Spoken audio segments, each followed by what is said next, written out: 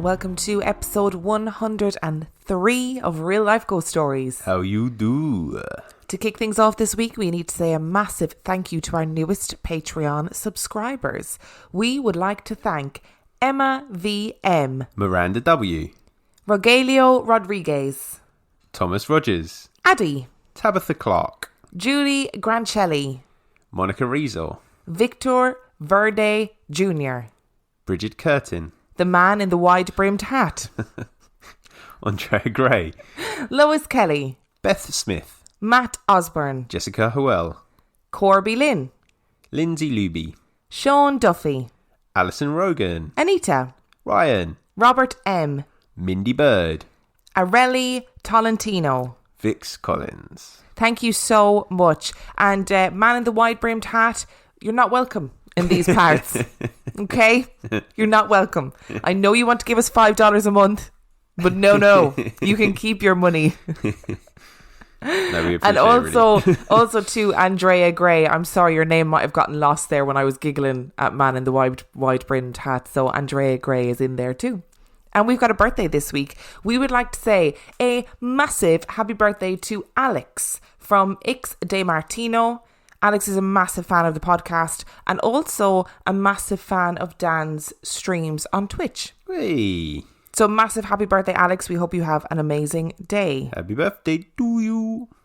And our film review this week. Our film review is Dr. Sleep. Dr. Sleep was released in 2019. It has 7.3 out of 10 on IMDb and 77% on Rotten Tomatoes. Would you like a synopsis? Oh, go on then. Struggling with alcoholism, Dan Torrance remains traumatized by the sinister events that occurred at the Overlook Hotel when he was a child. His hope for a peaceful existence soon becomes shattered when he meets Abra, a teen who shares his extraordinary gift of the shine. Together they form an unlikely alliance to battle the True Knot, a cult whose members try to feed off the shine of innocence to become immortal. I would like to point out that I've accidentally written the gift of the shin throughout that review, unintentionally. You sure that's not just Simpsons bleeding into your brain there? So what were your thoughts on this film? I really liked it. It was not at all what I was expecting from a sequel to The Shining, but it was good. I really liked it. I really enjoyed it. I'm quite keen to see the director's cut at some point in my future. It's very long though, isn't the director's cut? Well, yeah. I mean, this is pushing 3 hours without it, so it is a long movie anyway. But I am very keen to see it, and yeah, I was really impressed. I don't know whether it's true horror. I guess it is. That's the thing about Stephen King though, isn't it? Like, when my knowledge of Stephen King is limited, right? I haven't read any Stephen King books, but I've seen some of Stephen King movies. And It, to me, so It, as in the clown film, felt like a child's adventure story that was also scary rather than being a true horror film. And I feel the same way about this film. I thought it was really good and a really interesting film, but is it really horror? There are some jump scares, there are bits that are horrific in that very dark Stephen King way where he plays with some real human horror, like addiction, alcoholism, what that causes and what that brings. So in those aspects, there are elements of it that are horrific. I really enjoyed it. Like, I really enjoyed it. This felt much more like a Stephen King movie than The Shining did. Which is interesting, because right? The Shining was very much, I wouldn't show it to a child. No. Whereas potentially an older child might get through Dr. Sleep. It might be quite scary. And there would be a bit of explaining, like there's a death in the beginning that involves a child, which is very dark, and I found it quite upsetting. Oh yeah, there's that, I guess. And then there's the True Knot. Their whole stick is like murdering children in the most painful way possible. Maybe don't show it to children actually, but it feels more like not a buddy movie, like a coming of age movie than The Shining did. The Shining felt dark. Yes. And I think that's obviously Kubrick's touch in hindsight, isn't it? I think that's probably what it is. Yeah. Whereas Stephen King's stories are actually a little bit more wholesome than he'd like to think. And they are often coming of age stories. Yeah. And how people manage coming of age. What I really liked about it, as somebody who had never seen The Shining until last week, I really liked the exploration of what the shine actually is. and how there's loads of different people in the world with the shine. And I thought Abra, so the little girl who is like this immensely strong shine, was such an amazing character. She's proper badass as well. Like, there's quite early on where you think, oh no, she's in trouble, and then she just... Oh, she's wicked. She just kicks the bad guy's butt straight away, and you're just like, okay, this is not your average child. No, she is a cool, fearless, badass character. You know, she is a character for teenage girls to look up to, right? She's wicked.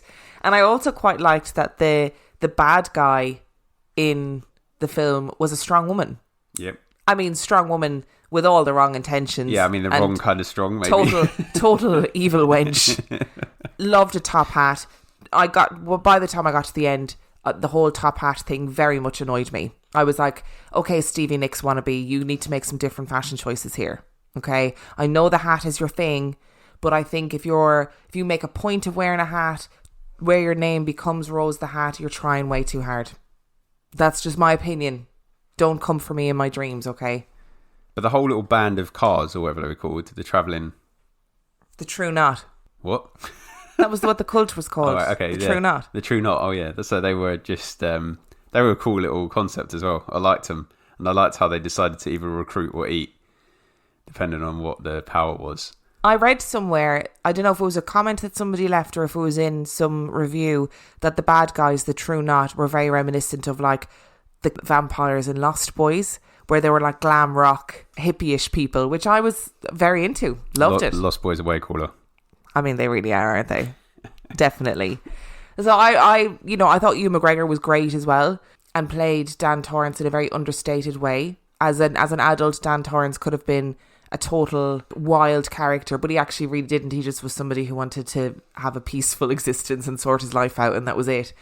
And the throwbacks to The Shining, I thought were done very well. They were done really well, and it was good to see that they obviously found new actors because the old actors aren't the same age anymore. Yeah. But they found them that they looked, the Shelley Duvall replacement looked very much like her. The child that they chose to be young Danny looked very much like young Danny. And even Elliot from E.T. did a fairly decent job of mimicking Jack Nicholson. Yeah, so, and it was... Fair play. And without it being... Like, it just didn't feel ridiculous, those flashbacks to The Shining. I thought, you know what, you did really well. Because I can't imagine how hard it must be to take on the sequel to a film that is such a classic film and such a well-respected film. So I thought they did pretty well. What would you give this film out of 5? I'm going to give it 4.7 out of 5. Why are you taking off 0.3? Well, I want to say, this isn't why I'm taking off 0.3, but this is a caveat. If you're looking for a horror movie that's going to make you jump and scared, this isn't the one. But if you're looking for a good movie, then check this out for sure. I'm taking off 0.3 because we didn't get a Here's Danny moment with the axe, which is all I wanted the whole way through the film. Yeah, you really did. You were waiting for it the whole way through. Didn't happen, though. Just did not happen. I'm going to give it a 4, and the reason why I'm giving it a 4 is because for me, as somebody who has an incredibly low attention span... I knew this was the reason you were going to give. It was just way too long. We watched it in 2 parts as well. We had a break in the middle and it's still too long. People need to stop making really long films, okay? They need to wrap it up in an hour. What was that film we watched that was an hour long? It was Host or something. That was perfect. Yeah. Keep all films to an hour and I'll be happy. It was way too long, but I did think... that everybody, like Ewan McGregor is the love of my life anyway.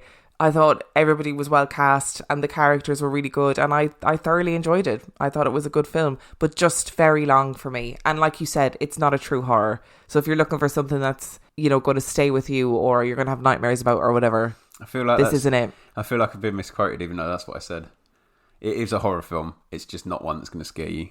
Yes. Which brings us to our stories this week. Ooh, plural. I've realised that every 30 episodes or so, we do a Time Slips or Glitch in the Matrix episode.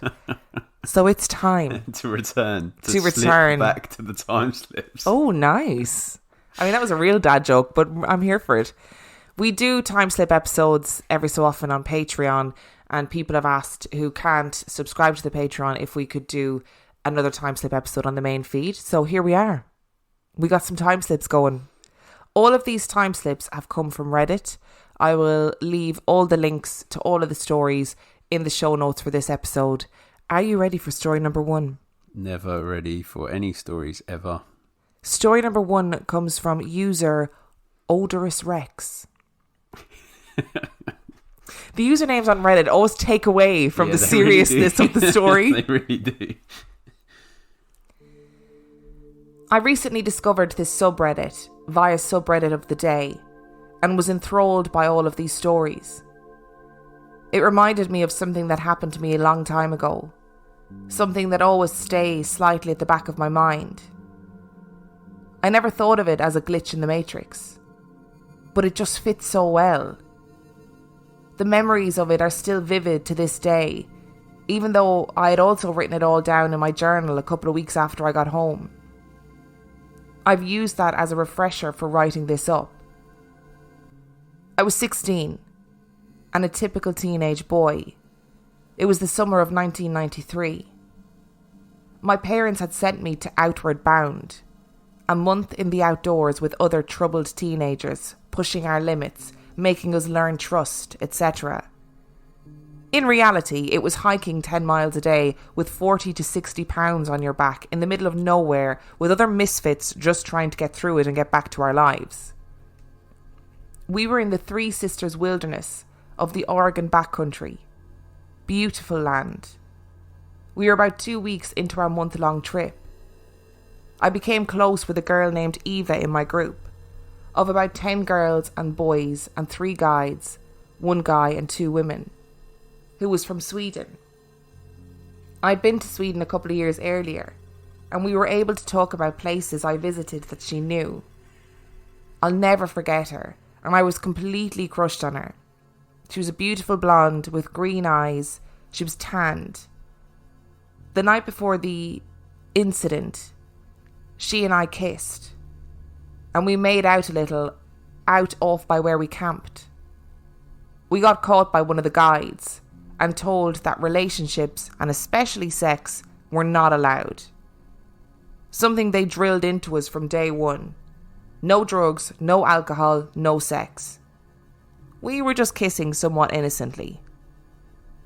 I had also been friends with a guy named Steve. He got blisters on his ankle the first week, and it got infected. The guides wanted him to drop out, go to a doctor, but he soldiered on. We kept it clean and bandaged, and even though he had a noticeable limp, he managed to keep up with all of us just fine. He talked the guides into thinking that it was no big deal, and he stayed. He had amazing willpower, and I kind of looked up to him. He was almost always our group leader. And now came the weird part. The part where everything changed for me. We were taking a lunch break alongside a gorgeous crystal blue glacial-fed pool. There was a minor waterfall, maybe just 10 feet, from the stream above feeding it. The water was deep, but absolutely crystal clear and blue, and cold. So refreshing after a hot summer hike. You could see the soft gravel at the bottom. 5 large boulders stood in a perfect circle on the bottom, as if put there by someone. Completely submerged, they were perfectly equidistant from each other. Someone quickly noted that there was just enough room in the centre to dive off the waterfall and swim down to the gravelly, beautiful bottom. A couple of other kids, including Steve with his injured foot, went and dove. I, of course, wanted to impress Eva, and she said it looked fun but was too scared to do it. She said she would try it if I did. My teen ego immediately rose to the challenge. I climbed up the wet rocks next to the waterfall to the top.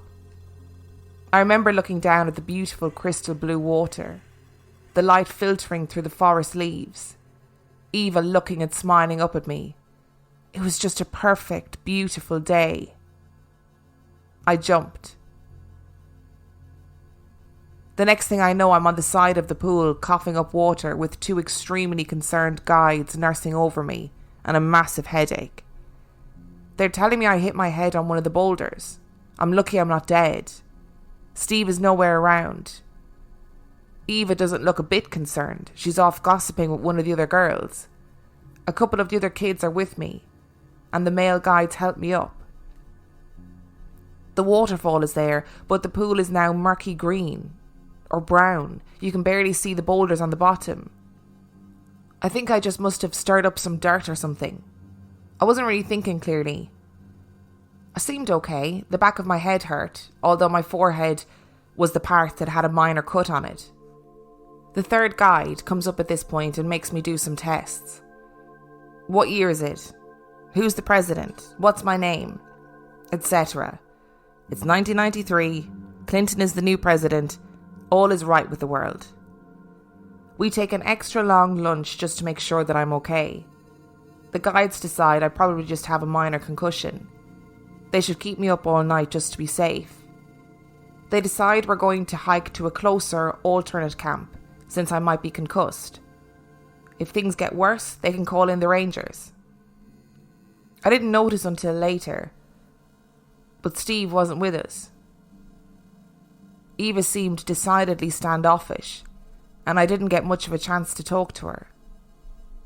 The guides wanted to keep me behind them, 1 in the back and 2 in the front. At camp that night, I noticed that Steve was missing. I freaked out thinking we've left him and told the guides. They quickly calmed me down, and they told me that Steve hasn't been with us for 4 days.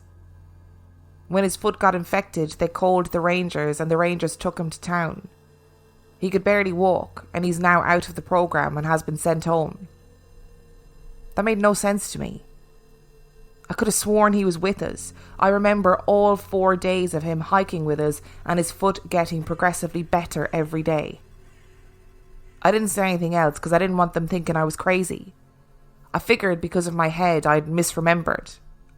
Although it was all so clear, I remembered talking to him at lunch. That night it got weirder. The guides were going to take shifts, staying up with me.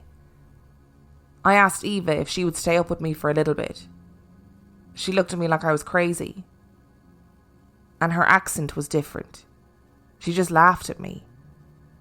The male guide noticed, and he said to me that I was one hell of a persistent guy. We talked, and he said I'd been after Eva this whole time, and I really should just give it up. He was nice about it, but it got through to me that I was being a creep, or at least he thought so. I didn't understand what was happening. He said it wouldn't work anyway when she gets back to Brazil because you'll never see her again. Brazil? Not Sweden. Eva was from Brazil. This couldn't be true. I thought I must have taken a bigger hit on the head than expected. And I just stayed quiet from that moment on. I was so confused. I stayed up all night, thinking of things. And in the morning, I felt fine. The rest of the trip was uneventful, but everything seemed suddenly slightly different for me from that day on. I've never understood exactly what happened. I suppose it was just a head injury. That makes sense, but some part of me just doesn't believe it. My world shifted that day. The memories before that moment are as clear and as easy to recall as what I had for breakfast this morning, or my wife's face. Even after I got back, my parents seemed different. They kept telling me what a changed and different person I was. Outward bound is supposed to change you. Just not like that, I guess. The whole world seemed different. Computers seemed better overnight. Like I didn't remember having such a cool computer, just a shitty one. Everything seemed different. Video games were more popular and better. And the rest of high school I felt like an outsider. I had always fit in before. But as the years passed, I grew used to it. And grew used to my new self. Even though I have a rational explanation, my head injury, I've always doubted. I wonder if the Matrix reprogrammed itself, or I switched consciousness with an alternate me, or somehow, through some fluke of the universe, I slipped through into a universe almost, but not quite the same as the one I'd come from. I'm in my late 30s now, happily married. But I still think about that day and that crystal blue pool. That was a weird story. It's like you just remembered some other life. some other world where he was in the same scenario, but everything was slightly different. I mean, it's got a very obvious explanation, hasn't it? What is the obvious explanation? That he dived into a portal in the Blue Lake. There is no other explanation that there could be. That ring of boulders was obviously a portal. 100%. I mean, that's the only thing that makes sense. I really feel like it's a waste of a use of a portal, though. You know, if you didn't know it was a portal. No, I know that. But as portals go, if you're going to dive into a portal, but you end up in a world that's still yours, just slightly shitter, because that's what happened. You know, everything was a bit rose-tinted before he dived into the portal. He dives into the portal, and everything's just a bit shit. But it's not like an intentional portal. It's just like the hole. So, you know, like when you stitch clothes together, they have like a seam. Yes. Maybe it's like a split in the seam between alternate realities. Maybe. You have to keep them open in order to keep them in existence. And that's why it was underwater, because it's probably quite inaccessible normally. Unless you think, oh, let me dive through it. And then when you dive through it, you go to Shitworld. Shitworld, is that the official title of this place? Hi, and welcome to Shitworld. Except it's not that shit because the computers are really good. Computers are really good, but he no longer is shifting that girl. Yep. His best friend has been kicked off the course. Yep. He doesn't fit in high school. He just has to get on with it. But he's got a really good computer. But he's got and video games are really popular now. So always a silver lining. So listen, is it really that much worse? I don't know. But imagine the one the reality switched places with, who wakes up in his world and he's like, wow, it's a fit girl and a friend. And then he gets back to his house and he goes, what the is this pile of crap, when he gets to his computer and doesn't do anything? It's like, huh? We had decent computers and nobody's into video games. What's going on? So it's just so weird, isn't it? Random. Very, very It's just random. such a strange story. And I don't know how you would, like, genuinely say if this happened to like you or me, I definitely wouldn't cope with the anxiety. My head would explode from not really quite understanding what was going on. But then you always have at the back of your mind, it's the head injury. Yes. So at least you have something to hold on to, you know? But I'm telling you now, it's not the head injury, mate. You went through the seam between alternate realities. Are you ready for another Glitch in the Matrix tale? Never ready. And our second story comes from Word Blender. This glitch happened on a beautiful, clear summer evening in 1982. My friends and I were all 17 years old. I was with my best friend, Betty, and my boyfriend, Scott, and his best friend, Steve. We had not been drinking, and we had not been doing drugs. It was a Saturday night, and we had decided we were going to eat at our favourite local taco place. Now, this place was set up where you ordered and paid at the counter, and then someone would bring you your food.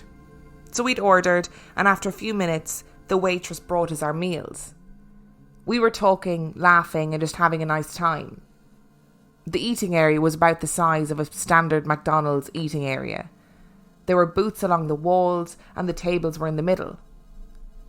The three walls of the eating area were mostly windows.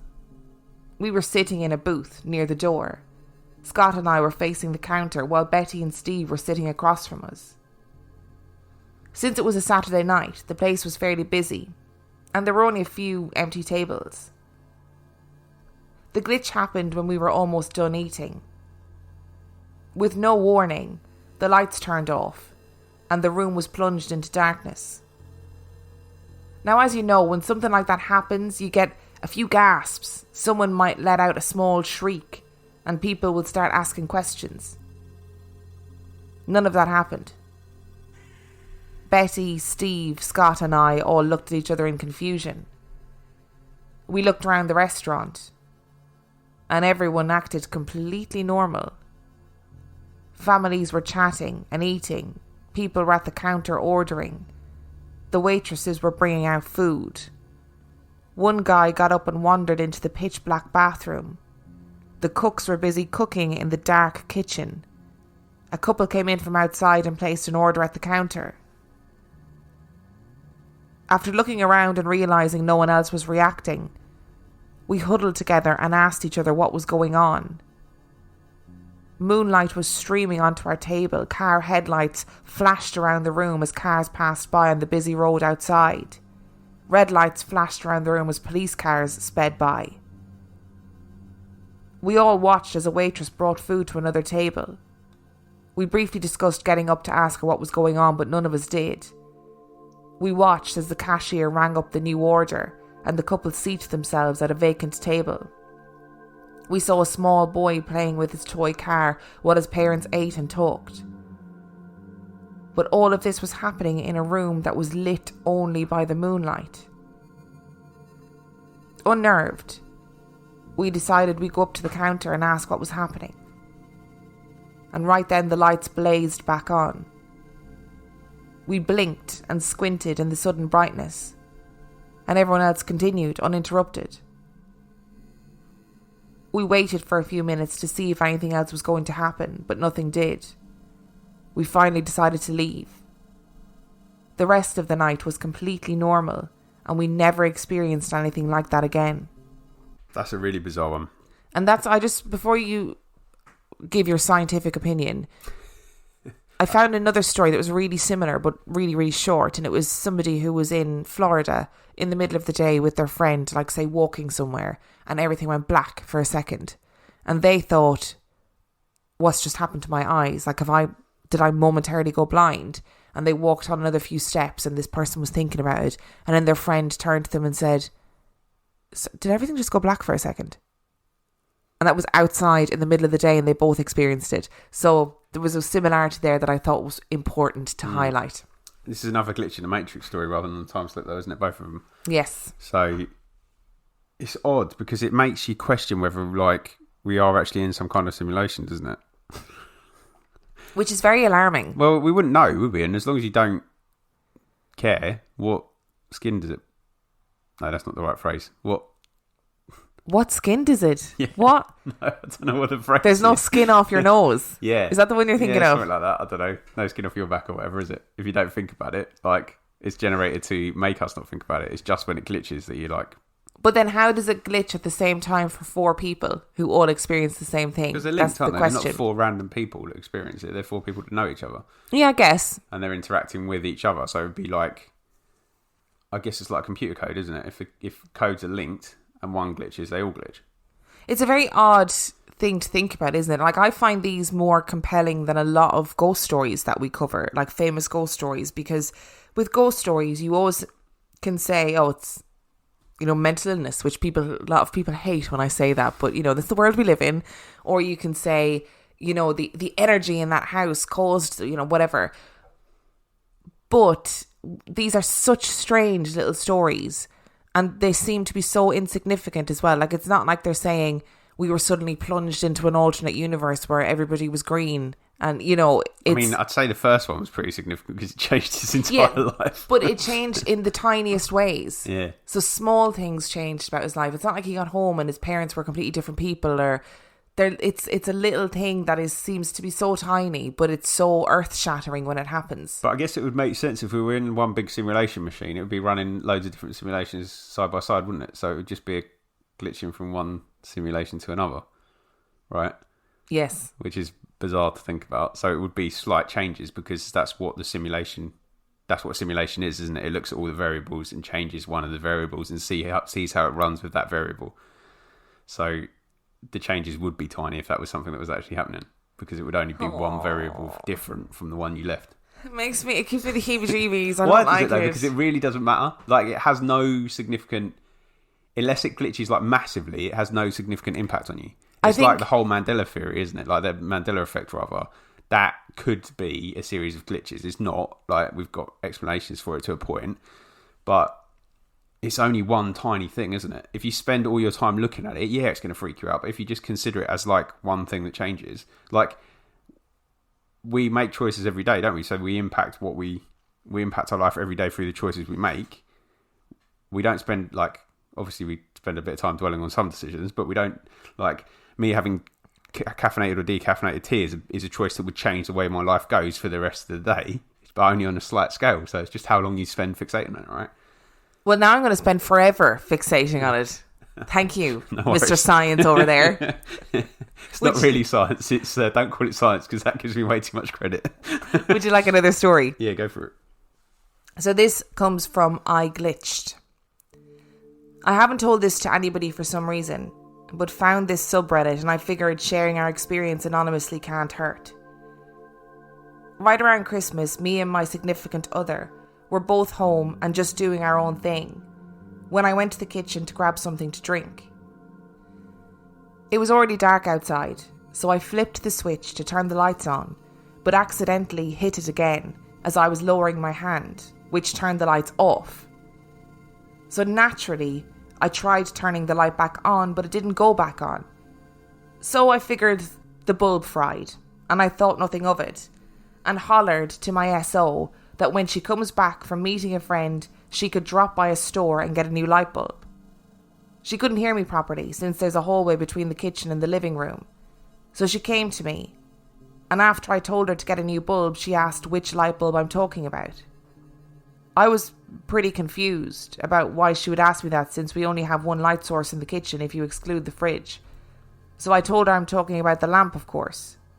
To which she replied, "What? Why do we need a new one? It's working fine." For her, the light was perfectly fine and the kitchen was lit. But to me, the light was off and everything was completely dark. I told her that the light was off and it's obviously dark in here.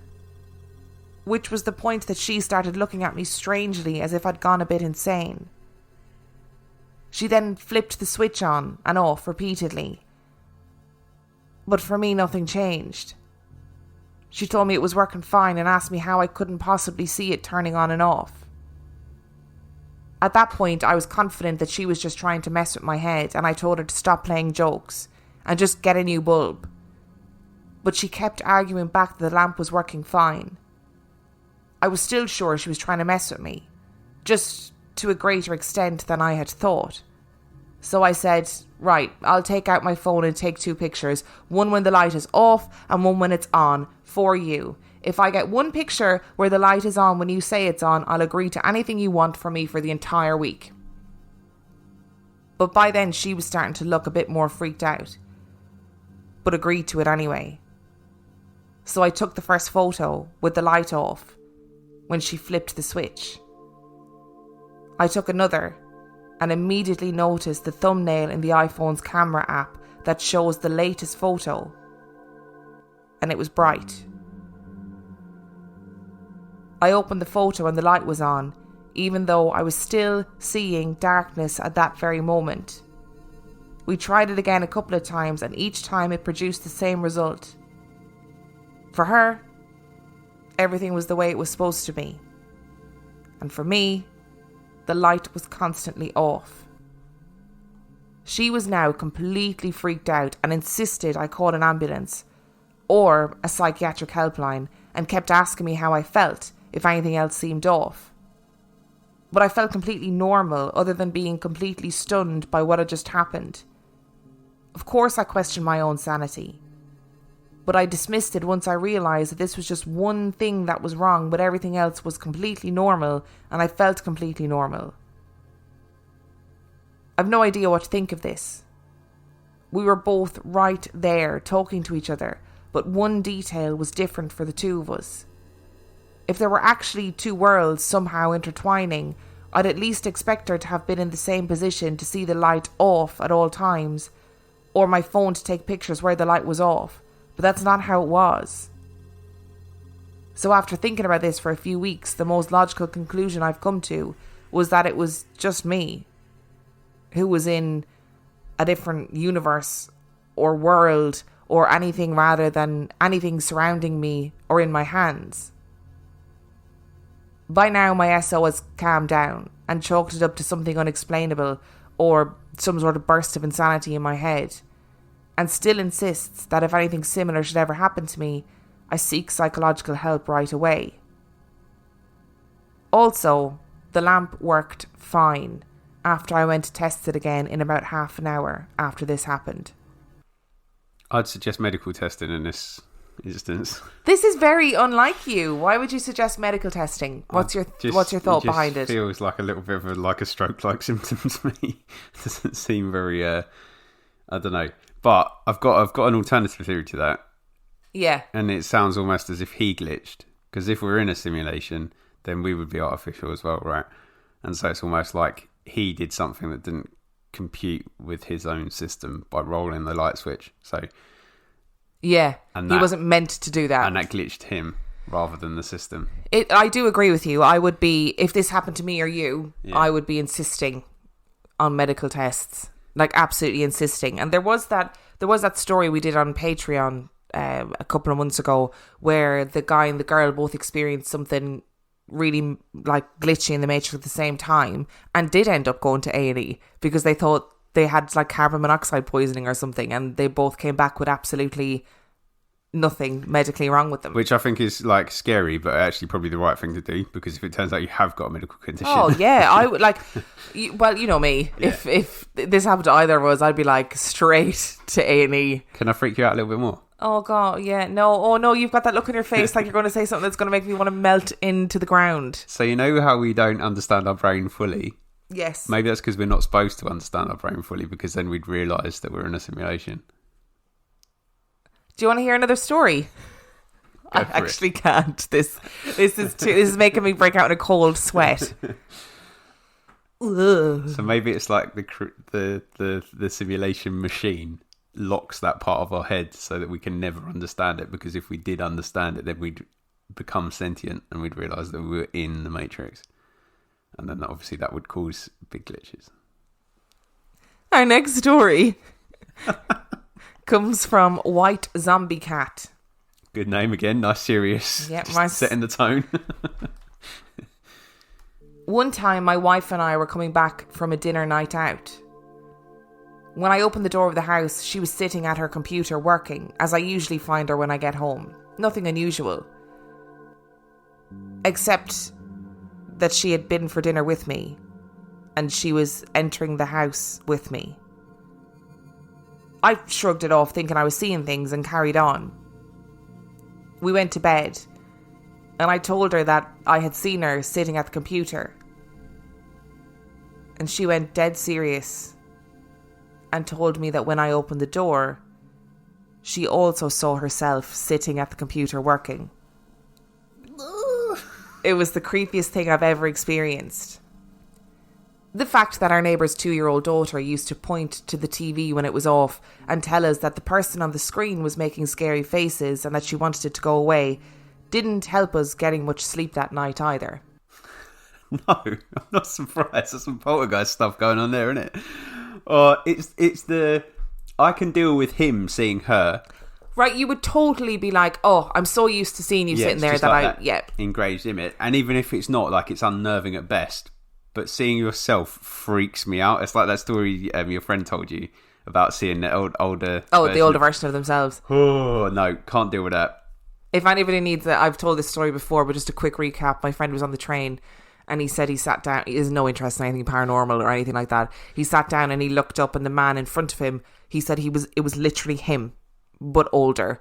And he got really freaked out, and he was staring at this man, and the man just put down his newspaper, looked at him and said, I know, don't ever get married. And then went back to reading. I mean, how weird. Like, that is so weird. So weird. But I can't... the fear, if this happened and you say, oh, the weirdest thing happened. So when we walked in earlier, I thought I saw you sitting there. Can you imagine if I was like, oh God, I saw the same thing? I would have left you. I'd set myself on fire. I just know the universe isn't ready for two of me. I'd fucking... But do you think in the alternate reality, the wife that was sitting at the computer turned and saw her husband come back from work, and behind her was her? Oh no, and had don't. the same problem in the other universe, because it must have happened. This is making me feel sick. I think we've actually got two things going on here. I think we've got the glitch, and we've also got something going on with your TV. Yeah, the TV is a separate issue altogether. I think the TV is something else.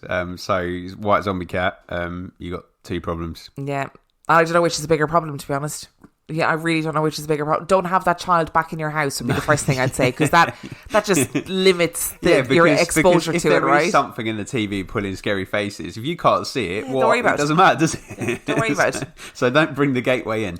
This whole episode has made me question, those moments where we think Tiny Bim is like downstairs and then it turns out she's upstairs in the other room. and we've had a couple of times where we think we transport. Yeah. What if Bim is glitching? She might be, because she's a very glitchy creature in general. You know? Maybe that's why she gets so weirded out, because she keeps seeing herself. Maybe that's it. Because she, as we've spoken about before, like Bim is not very well able to get around. If you're a new listener and you don't know, Bim is our cat. She's not very well able to get around because she's lots of medical issues. But sometimes she just, and not in a cat like sneaky way, she just appears next to you. Yeah. And you're kind of thinking, you were downstairs a literal second ago and you're actually not able to climb the stairs. And it sometimes takes her like 5 minutes to climb the stairs. Yeah, so I don't really, maybe she is glitching. Yeah. This story comes from Hold the Chimichanga. Just a little hint, if you're going to write a really serious story on there, use a throwaway account on Reddit and have a really cool username, so for people like me it doesn't ruin the episode, you know. What's this called? Chimichanga what? Hold the Chimichanga. I died. I saw it. I lived it. Either it was another world with a version of me that died, or I'm going crazy, but I died. We had a pep rally in school, and after it was finished, we had to go back to class. Well, my friend and I were not into that, so we wanted to go across the street to Sonic. Across from the school, there isn't really heavy traffic, but if you don't pay attention, you could get hit. I remember walking with him, and he dropped something, so I went across the street first. I just saw a red Tahoe heading right for me, and I got hit. I remember everything. I remember gasping for air. I remember waking up and then sleeping again. And then nothing. All of a sudden I was back in the stadium again. And the exact same words came out of the principal's mouth. My friend wanted to go and get Sonic, but I was freaking out. I thought this had to be a dream. So I went with him just to see what would happen. He dropped his stuff again, but instead of crossing the road, I waited. And to my horror, that same red Tahoe showed up. I told him that I was going back to school. I am not dying again. I can still see the other version of me on that street, messed up, not moving. That wasn't a glitch, that was a premonition, mate. Do you think that was a premonition? 100%. I mean, that's some Final Destination stuff, isn't it? And death is somewhere in its, yeah, you so know. it's probably a giant timber log is probably going to crush him to death in a couple of weeks, but you know. That scene in Final Destination fucked me up. Yeah, because the odd time I've been driving and I've seen a truck with like timber on the back, I've been like, I'm just going to really brake and just change a couple of lanes. And there must be like literally thousands of people who have that same thought though. You know, you're driving behind like a car transport. Yeah. And I always think, this is too perilous. Like, this is precariously stacked up here. I'm not here for this kind of thing. You know, in one of the Final Destinations, there's a girl that gets all the nails in her face. I think I've only seen like the first one. Anyway, people used to say that she looked like me, and I never really asked What, whether it was the nails in before her or face? after the nails in her face, because I don't know if I wanted to know the answer. I've got one more for you. Okay, I don't know how many more this can handle. This is the last one. It's only that one. That wife seeing herself is the one that shook me. The other ones I'm just like, meh. Why are you're so okay with this, and this really puts me on edge? Because I do. Obviously, it's not good to be ignorant all the time, but I do feel like there are moments in this life where actually choosing the ignorance is bliss. Is probably better, yeah. This final story comes from McKay of Spades. Every night I go to bed about 2 hours before my husband. I always wake up when he comes into the room. One night he was gaming with a friend, and it was hours later when I heard him sneak into the room and crawl across the floor so he could pop up and scare me. I felt the floor kind of shake, and I felt him bump clumsily against the side of the bed in the dark. I held out my hand and asked him not to scare me. I was already scared enough, and begged him to just take my hand and come to bed. I couldn't see anything in the room, but I knew he was there, and just waited for him to jump up so I could move on and go back to sleep. And that's when I heard him talking to his friend in the other room. I was frozen. I know that there's sleep paralysis and lucid dreaming and something that will probably explain this, but I would have sworn on my son's life that someone had crawled across the floor and jostled the bed. Eventually, I worked out of the fear enough to grab my phone and text my husband to come in and turn on the lights and check under the bed. It still boggles me how real that felt. Not a glitch, paranormal, probably a ghost. I mean, it reminds me of that gross, urban, isn't it? No, it just reminds me of that urban legend with the girl and the dog, where she puts her hand out and the dog licks her hand, and then she wakes up in the morning, it turns out the dog had already been dead, and it was like an intruder that licked her hand. Oh, remember? Yeah, there's like a writing on the wall or something, isn't it? That says humans can lick too. I don't know. I think my first thought would be intruder. Yeah. I don't think I'd be like, oh my God, it's something paranormal. But I would be equally as scared. Yeah. Oh, yeah. It is scary, undoubtedly. I'm not diminishing the scare factor. I just don't think this is a glitch story. I think this is a spoopy story. If you ever decided to crawl into the bedroom... I wouldn't do it to you. No, I'm a wuss. You're talking to the man that climbed into a wardrobe to jump out on his mum and then got so worried that he was going to scare her to the point of a heart attack that he sat inside the wardrobe while his mum cleaned the room and then waited until she left and then got back out of the wardrobe. So there's no chance I'm doing this to you, is there? Was this last year? It wasn't that long ago. Oh, you are just too adorable. I couldn't do it. So yeah, you wouldn't find me doing that. Because the other thing is I would also hate someone doing it to me. So I would never do something like this to you, because I would genuinely be afraid. I'd end up hitting you as well, which is not a good thing. But I would be afraid that you would have a heart attack and die with your heart condition. And imagine your cause of death being scared to death by an unthinking wife. How shit would that... Would I be arrested for murder? I might be. Because you could argue it was premeditated, considering I know you have heart disease, you know? I mean, I'm not going to be arguing anything because I'm dead, but... If you enjoyed this week's episode, there are loads of ways that you can contact us, and you can find them all on www.reallifeghoststoriespodcast.com. You can find the links to our social medias, the email address where you can send your own stories to, and also the link to our Patreon, where for $5 or $2 a month you get heaps of extra content. That is patreon.com/reallifeghoststories. You can also pay for an entire year if you feel so inclined. And I would like to say a massive thank you to everybody who has been leaving us lovely reviews. I can see our most recent reviews on Chartable, which is lovely, and it's very nice to see people saying lovely things about us, but I'm still trying to figure out a way to get all of our old reviews. Somebody said that it's like a plug-in or something you can get for your website, but I literally don't even know what that means. And they sent me the link and everything and instructions, but all of it was like reading in another language for me. So I need to still figure it out. So thank you to everybody for leaving us lovely reviews. If you continue leaving us reviews, we are really happy about it. Also, what are you doing this month? I'm raising money for the charity campaign against living miserably, which is a suicide awareness, prevention and intervention charity in the UK who do some really good work with, particularly in the field of men's mental health. So obviously that's being a man. That kind of rings home to me, which is really cool. So I've been playing a new horror game every day, this month on Twitch, and I'm raising money. The link to the fundraising page will be in the description of this episode, along with all the links from all the stories of this week. And on that note, we shall see you next week. Bye.